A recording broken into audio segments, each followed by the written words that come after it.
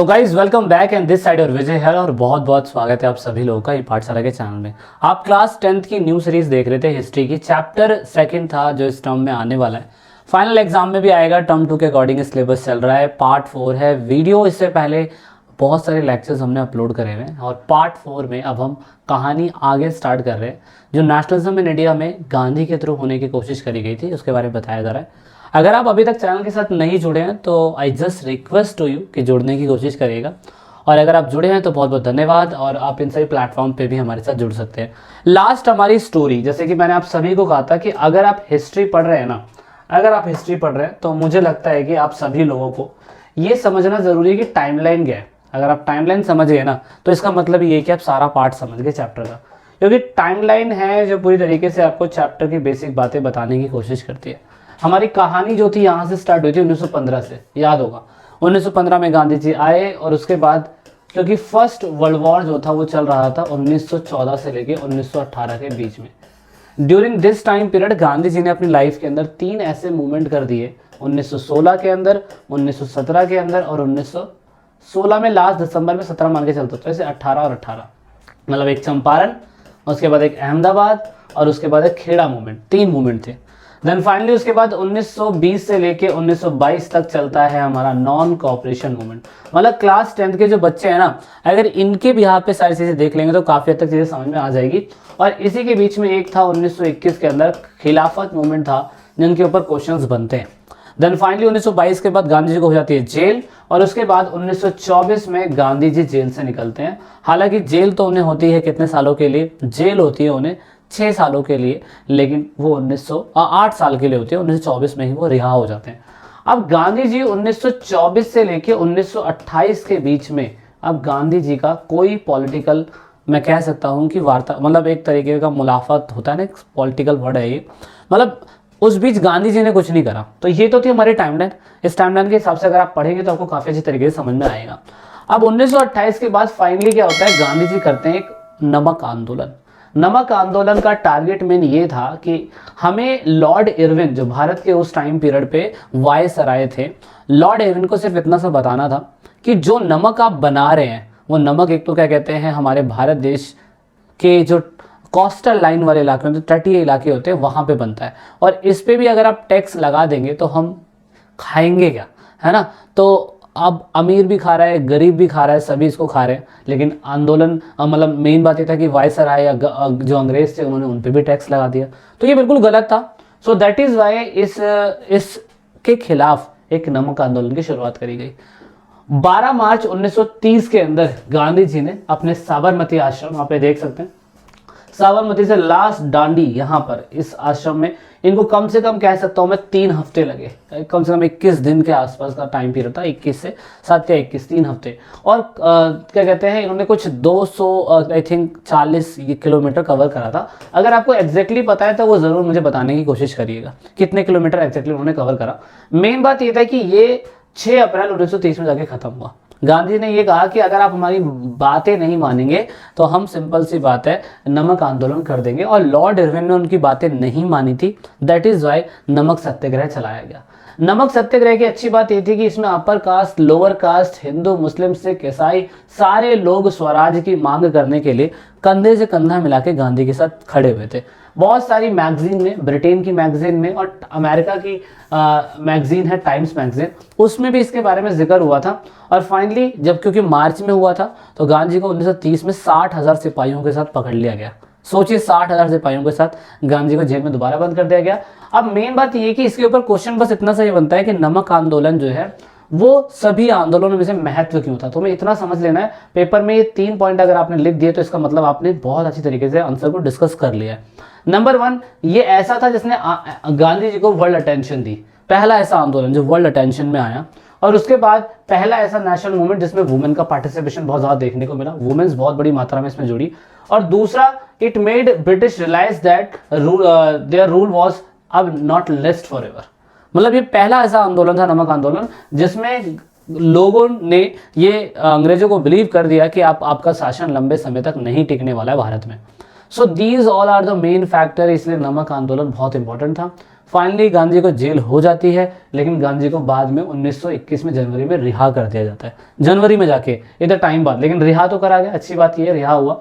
अब मेन बात ये थी कि गांधी जब क्या कहते हैं जेल में थे तो अंग्रेजों ने ये डिस्कस करा था कि चलिए ठीक है, इंडियंस को हम थोड़ी बहुत आज़ादी देंगे या उनको आज़ादी देंगे तो चलिए लंदन में एक कॉन्फ्रेंस करते हैं, this is called the round table conference, इसे हिंदी में गोलमेज सम्मेलन बोलते हैं।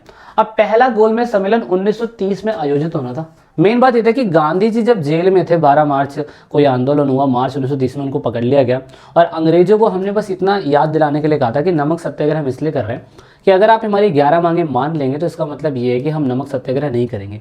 गांधी जी ने जो लॉर्ड इरविन थे उनसे बातचीत करी थी कि 11 बातें मान ले, लेकिन उन्होंने नहीं मानी, इसलिए गांधी ने नमक आंदोलन करा और उसकी वजह से गांधी को जेल में जाना पड़ा।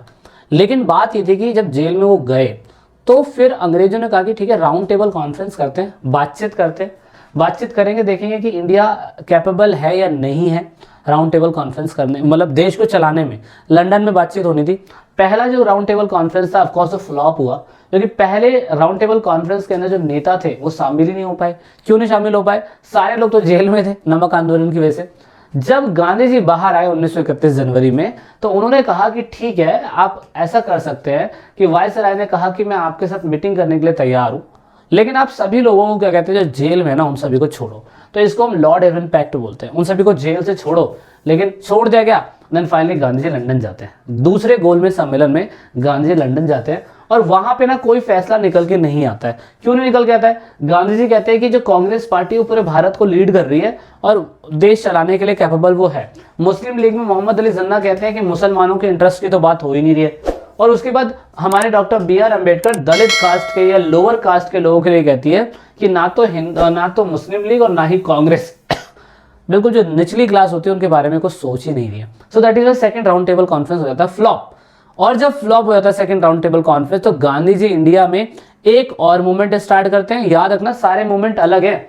नॉन कॉपरेशन मूवमेंट वो 1920 से 1922 के बीच में चला, ये नॉन कॉपरेशन मूवमेंट। एक था खिलाफत मूवमेंट वो 1921 से 1924 के बीच चला था, ये याद रखिएगा।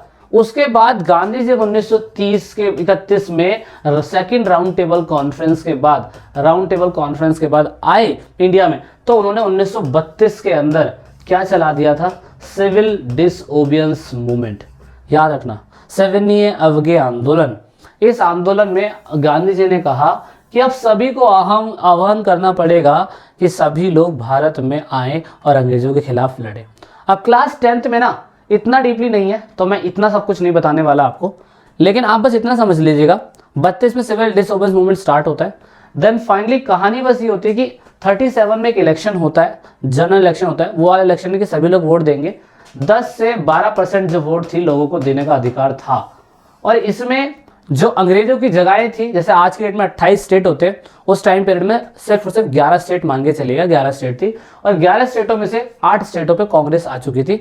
इसका मतलब अंग्रेज लोग ये कह रहे थे कि अब आपको थोड़ा बहुत सरकार चलाने का मौका है, क्योंकि इलेक्शन में वो लोग जीत चुके थे।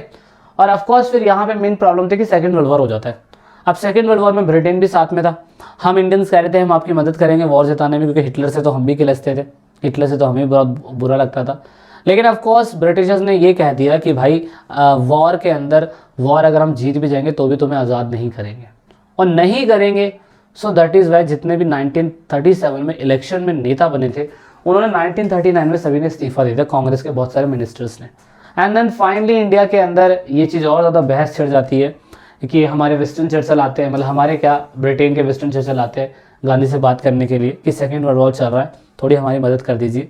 गांधी ये कहते हैं कि आपकी मदद करने के लिए हम तैयार हैं, लेकिन हमें थोड़ी बहुत पोस्ट देनी ज़रूरी है, जगह देनी ज़रूरी है। दैट इज़ वाई तो हम आपकी मदद कर पाएंगे और आपको हमें आज़ाद करना पड़ेगा। लेकिन ऑफकोर्स ये चीज़ बात हो नहीं पाई, इसीलिए इंडिया के अंदर चलता है आपका भारत छोड़ो आंदोलन। अब जब भारत छोड़ो आंदोलन चलता है तो फिर दोबारा बहुत सारे लीडर गिरफ्तार हो चुके होते हैं, लेकिन इंडिया के अंदर ये जो भारत छोड़ो आंदोलन चल रहा था, इसमें हमने जो नॉर्मल लोग थे, नॉर्मल जनता थी, उन्होंने आंदोलन कर दिया। और वो उन्होंने जब आंदोलन कर दिया तो ऑफकोर्स इन जनता ने पूरी तरीके से भारत को आज़ाद कराया, और ये भारत छोड़ो आंदोलन हुआ। और फाइनली गांधी को 1944 के अंदर फिर दोबारा रिलीज़ कर दिया जाता है, और सेकेंड वर्ल्ड वॉर खत्म होता है 45 के अंदर। ब्रिटेन में एक नई सरकार बनती है इटली की, जिसे हम लेबर पार्टी बोलते हैं। इनकी नई सरकार बनती है और ये कहते हैं कि ठीक है अब हम भारत को आज़ाद कर देंगे, पर भारत को आज़ाद करने के लिए एक सिस्टम होगा। सिस्टम में आप लोग अपना खुद का कैबिनेट बनाएंगे, मतलब कैबिनेट इन द सेंस आपको कॉन्स्टिट्यूशन बनाना पड़ेगा। इसलिए 46 के बाद हमारे भारत के अंदर आज़ादी की शुरुआत हो जाती है। और मुबारक हो, 3 लोग इंडिया के अंदर आते हैं, 3 लोग, और कहते हैं कि हम आपको बताएंगे कि किस तरीके से आपको अपना कैबिनेट बनाना है। Cabinet in the sense parliament बनाना है। पार्लियामेंट बनाने के लिए फिर हमने वोटिंग सिस्टम स्टार्ट करी। ये सारा सिस्टम है। अभी 11th क्लास की पॉलिटिक्स में सब कुछ ही, आपको इतना सब कुछ नहीं समझना है। 10th क्लास का बच्चा इतना समझ ले बहुत है। 11th क्लास में जब आओगे पॉलिटिकल पढ़ोगे तो आपको और ज़्यादा डीपली समझ में आएगा। तो इतनी सारी बातें मैं आपको नहीं बताने वाला, ठीक है, ये सब आप छोड़ दीजिए, बहुत डीपली है।